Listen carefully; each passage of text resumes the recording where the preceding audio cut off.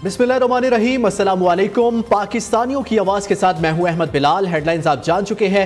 Bulletin का आगाज अहम खबर से करें कि पाकिस्तान खिते में अमन चाहता है, लेकिन सालमियत की खिलाफ वर्जी पर फैसला कुन रद्द अमल दिया जाएगा। बलोचिस्तान में बदअमनी फैलाने वाले अनासर के खिलाफ सख्त इकदाम जारी है। फितना उल हिंद और फितना उल खवारिज भारत के हमायत याफ्ता दहशतगर्द गिरोह है। Army chief field marshal Syed Asim Munir की 70वीं नेशनल वर्कशॉप बलोचिस्तान के शुरका से GHQ में मुलाकात। कहा, बलोचिस्तान पाकिस्तान का फख्र है, इसके अवाम मुहिब्बे वतन और बासलाहियत है। बलोचिस्तान की तरक्की के लिए अवामी फलाह पर मबनी मंसूबे जारी रखे हुए हैं। तफसीलात जानेंगे इस रिपोर्ट में। पाकिस्तान खित्ते में अमन चाहता है, लेकिन सालमियत की खिलाफ वर्जी पर फैसला कुन रद्द अमल दिया जाएगा। बलोचिस्तान में बदअमनी फैलाने वाले अनासर के खिलाफ सख्त इकदाम जारी है। फितना उल हिंद और फितना उल खवारिज भारत के हमायत याफ्ता दहशतगर्द गिरोह है। Army chief field marshal Syed Asim Munir की 70वीं नेशनल वर्कशॉप से खिताब।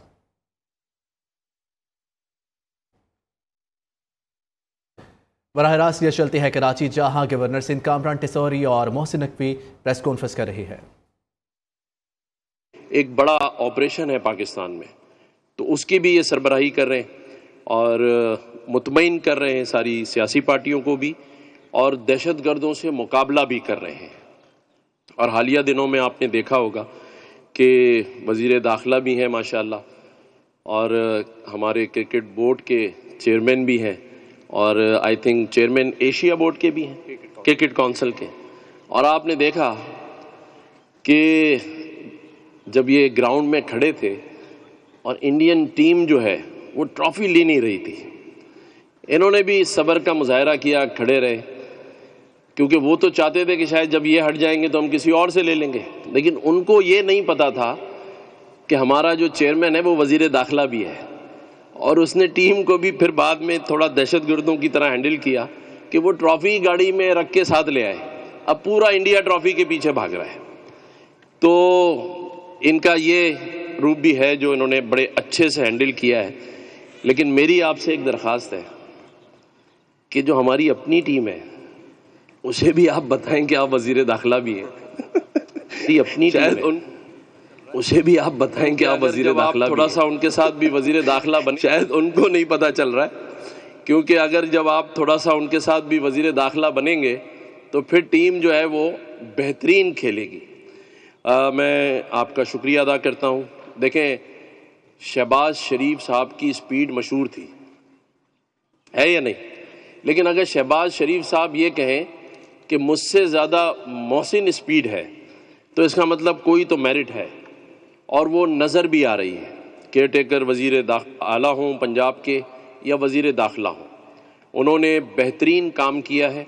और आज हम भी जब मुलाकात कर रहे थे तो हमने इनसे कुछ गुजारिशात की हैं कराची के हवाले से, लॉ एंड ऑर्डर के हवाले से, क्योंकि आपको पता है कि कराची में 80% और हैदराबाद का 100% मैंडेट हमारे पास है।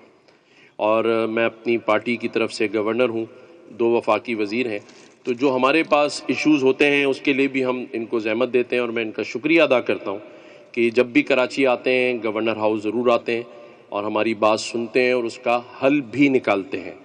तो पूरी पार्टी को मोहसिन भाई पे बिल्कुल एतमाद है, और उसी वजह से हम इनसे अपने दिल की बातें कर लेते हैं। मैं मोहसिन भाई से कहूँगा कि ज़रा हाँ। बिस्मिल्लाहिर्रहमानिर्रहीम। गवर्नर साहब थैंक यू। खालिद भाई का, अमीन भाई का, रूब भाई का, सबका बहुत बहुत शुक्रिया। एक तो गवर्नर साहब बहुत चास से बुलाते हैं, और उसके बाद गवर्नर साहब का जो हलीम है वो इतना मज़ेदार है कि वो आप मिस नहीं कर सकते। बाकी रही बात जो गवर्नर साहब ने मेंशन की, मेरा ख़्याल है कि इस टाइम जिस स्टेज पे हमारा मुल्क खड़ा हुआ है उसके लिए एक ही चीज़ बड़ी ज़रूरी है, वो ये है कि हम सारे मिल के इस भंवर में से निकलें।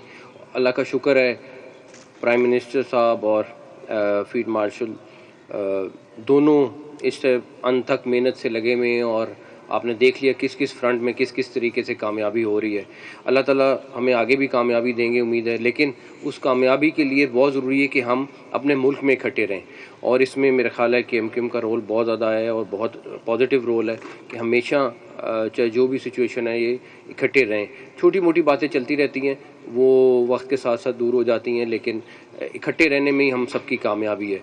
तो इंशाल्लाह ताला अगर कहीं पे भी मेरी ज़रूरत होगी मैं हाज़िर हूँ, जैसे गवर्नर साहब ने मेंशन किया। और हम सबका एक ही सबका मिशन है कि इस टाइम पे जिस तरीके से हमने टेक ऑफ किया है उसको अच्छे तरीके से हम लेके जाएं मुल्क को आगे, और मुल्क आपको 3 साल बाद को डिफरेंट नज़र आए इंशाल्लाह ताला। बहुत शुक्रिया। मैं तो बहुत शुक्रिया अदा करूँगा मोहसिन नकवी भाई का कि जो एक बड़े अहम मिशन पे यहाँ आए थे और एक बड़े अहम दौर में पाकिस्तान की दाखिला की सूरत हाल को संभालना इनकी ज़िम्मेदारी लगाई गई। जिस मनसब और जिस मकसद के साथ ये जुड़े हुए हैं, ये इंकिसारी इनके कद का इजहार है। और मैं उनका शुक्रिया अदा करूँगा कि इस मौके पे भी आपने MQM को इस मसरूफियात में याद रखा। और आपको पता है कि MQM इस वक्त पाकिस्तान जिस मरहले में और जिस तरह से पाकिस्तान की परवाज़ शुरू हुई है, जिस शहर की नुमाइंदगी उसके पास है और जिस कौम की नुमाइंदगी उसके पास है, हम और पाकिस्तान लाजिम व मलज़ूम है। और इंशाअल्लाह हम पूरे पाकिस्तान के साथ मिलकर पाकिस्तान की जमहूरियत को, और एक ऐसे वक्त में जब अफवाज पाकिस्तान ने पाकिस्तान की इज़्ज़त और एहतराम और पाकिस्तान की जमहूरियत के इस्तेकाम के लिए जो रोल अदा किया है, इस पूरे में हम किसी तरह भी मोहसिन नकवी भाई की का जो किरदार है और उनका जो रवैया है उसको इग्नोर नहीं कर सकते। मैं बहुत बहुत शुक्रिया अदा करूँगा। आप इस मौके पे आपने हमें याद रखा और यहाँ आए। और गवर्नर सिंह जो कि हमारे वफाक के नुमाइंदे हैं शहर में, मैं समझता हूँ कि वो जिस तरह रोल अदा कर रहे हैं वो भी तमाम पाकिस्तान के दूसरे गवर्नर्स के लिए बड़ा मिसाली है। बहुत बहुत शुक्रिया आप सबका। गवर्नर सिंध कामरान टिसौरी और वज़ीर दाखिला मोहसिन नकवी की मीडिया से गुफ्तगू जारी थी, जबकि कामरान टिसौरी का यह कहना था कि वज़ीर दाखिला मोहसिन नकवी बेहतरीन काम कर रहे हैं।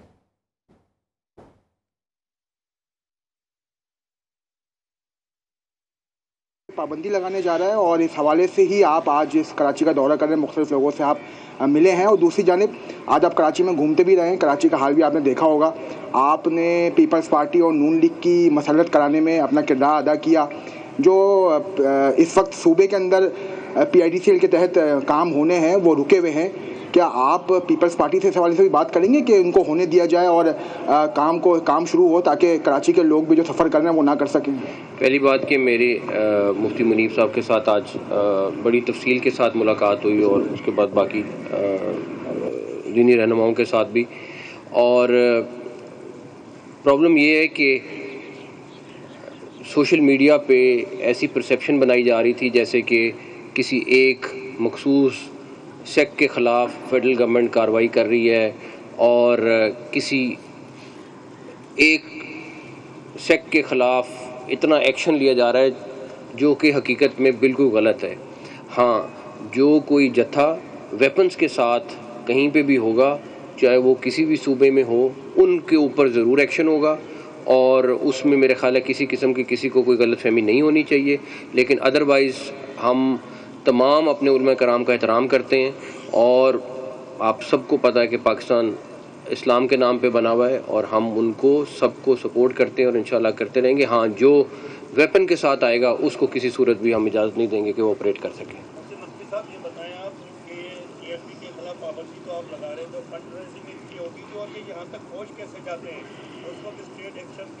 अंदाजा तो हो चुका है कहाँ से उनकी फंडिंग हो रही थी, उनके खिलाफ आप क्या करेंगे?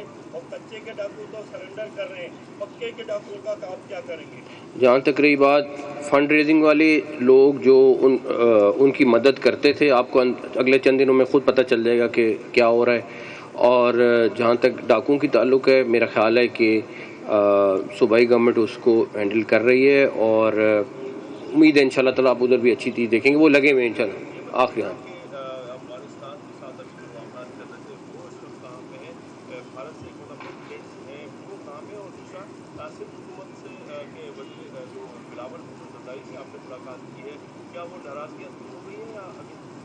नहीं, मेरी उनके साथ मीटिंग चलती रहती है, कोई मसला नहीं है। और जहाँ तक दूसरी बात रही अफ़गानिस्तान वाली, वो आपके सामने है कि सीज़ फायर हो चुका है और अगर दोबारा से कोई ऐसी वायलेशन उनकी तरफ से हुई तो उनको पता है कि पाकिस्तान का क्या जवाब होगा। थैंक यू, बहुत शुक्रिया।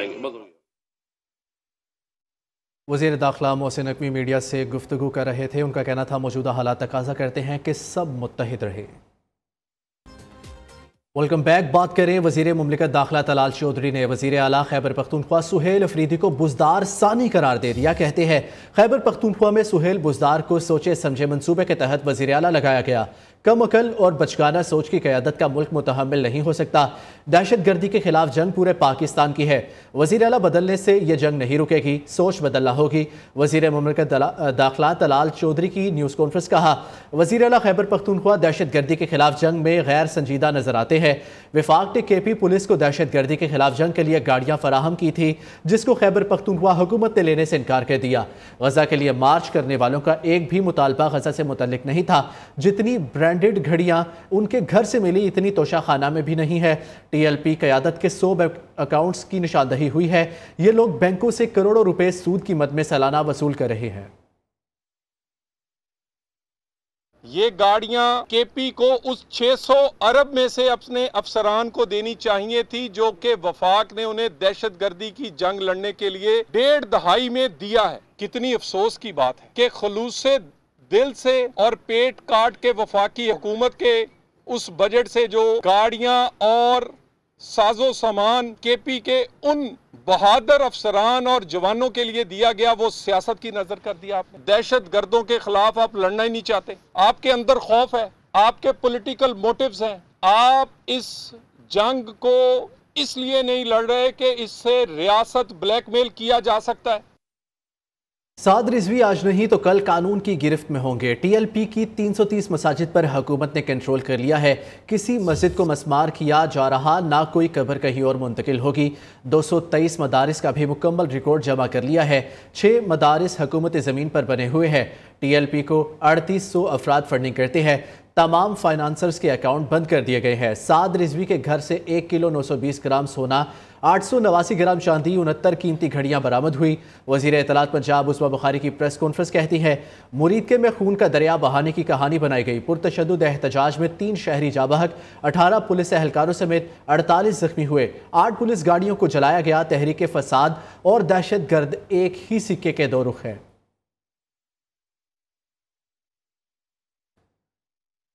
सियासी मंजरनामे का अहवाल आपको बताएं कि वज़ीर आज़म के डिजिटल पाकिस्तान विजन के तहत IT प्रोग्राम का इजरा। शहबाज शरीफ कहते हैं आज सेमीकंडक्टर्स का प्रोग्राम लॉन्च किया गया है, जो वक्त की अहम ज़रूरत थी। सेमीकंडक्टर पाकिस्तान के मुस्तकबिल और नौजवान नस्ल का मंसूबा है। FBR मुकम्मल तौर पर डिजिटलाइज हो चुका है, जिसको दुनिया में पजीराई मिली। दुनिया भर में सेमीकंडक्टर्स के हवाले से बयानिए की जंग जारी है। पब्लिक सेक्टर डेवलपमेंट प्रोग्राम से मंसूबे के लिए 4.5 अरब रुपए रखे गए। हुकूमत ने डिजिटल पाकिस्तान विजन के तहत मुतादिद मंसूबे शुरू किए हैं।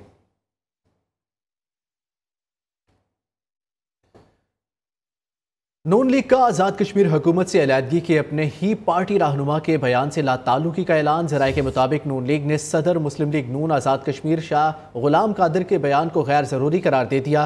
कहा आज़ाद कश्मीर हुकूमत से अलहदगी का फैसला पार्टी क़यादत करेगी। शहबाज शरीफ, नवाज शरीफ और आसिफ जरदारी ने फैसले करना है। हुकूमत ख़त्म की जा रही है, ना ही अलहदगी का कोई मामला ज़ेर गौर है।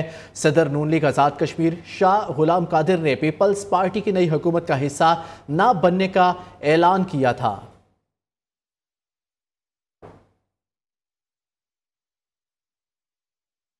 दूसरी जानिब बात करें कि इलेक्शन कमीशन का बल्दियाती इंतखाबात लोकल गवर्नमेंट एक्ट 2025 के तहत कराने का फैसला। लोकल गवर्नमेंट एक्ट 2022 के तहत हल्का बंदियों का शेड्यूल वापस ले लिया।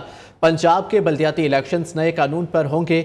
इलेक्शन कमीशन ने पंजाब हुकूमत को मुतनब्बे कर दिया कि मुकर्ररा मुद्दत में मजीद इजाफा नहीं किया जाएगा।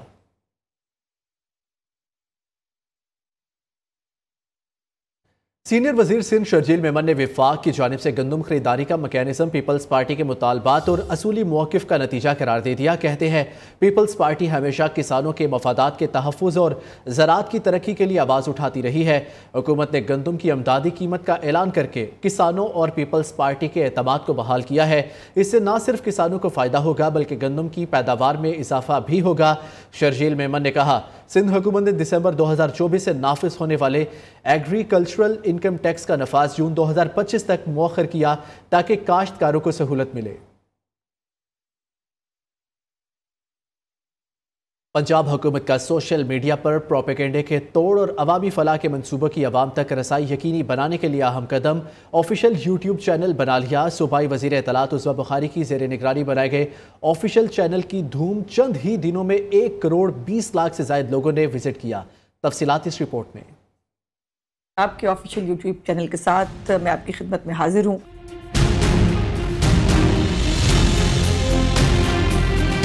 सोशल मीडिया पर प्रोपेगेंडे का तोड़ वजारत इत्तलात ने हल निकाल लिया। पंजाब हुकूमत का ऑफिशियल यूट्यूब चैनल कायम कर दिया गया। सूबाई वज़ीर इत्तलात और सकाफत उस्मा बुखारी सियासी तड़के के साथ हर किस्म के प्रोपेगेंडे का जवाब अपने मखसूस अंदाज में दे रही हैं। इस चैनल को जो बनाने का मकसद है कि आप तक चीफ मिनिस्टर साहिबा के इनिशिएटिव्स पहुँचाए जाएँ, पंजाब में क्या हो रहा है इसके ऊपर आपसे बात की जाए। चीफ मिनिस्टर पहले भी बहुत सारे आए, बहुत सारे जो है वो रहे, लेकिन ये जो एक अपनाइयत और एक एक्सेसिबल होना है ना एक चीफ मिनिस्टर का अपनी पब्लिक के बीच में, ये कभी नहीं हुआ कि इस तरह से पब्लिक को जो है वो चीफ मिनिस्टर मिल जाए। पंजाब हुकूमत के ऑफिशियल यूट्यूब चैनल को अवामी हलकों में भी खासी पजीराई मिल रही है। सूबाई वज़ीर इत्तलात उस्मा बुखारी अपने व्लॉग्स में अपनी छत, अपना घर, आसान कारोबार, तुलबा की स्कॉलरशिप्स, इलेक्ट्रिक गाड़ियों समेत तमाम स्कीमों में अप्लाई करने के तरीक़ाकार से भी अवाम को आगाह कर रही हैं, जिसके बाइस शहरी बासानी हुकूमत पंजाब की स्कीमों से मुस्तफीद हो रहे हैं।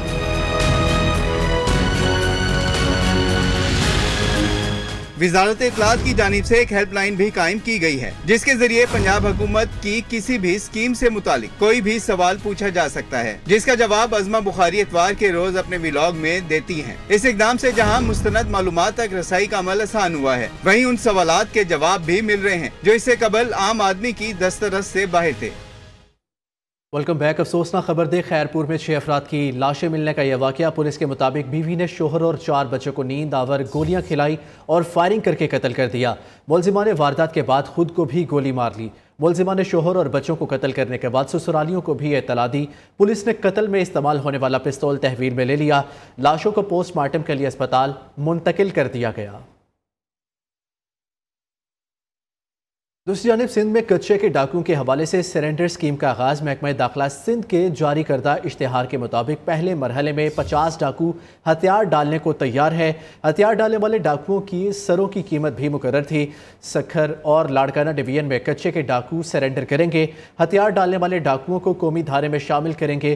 कच्चे के डाकुओं के हथियार डालने के हवाले से 22 अक्टूबर को तकरीब होगी।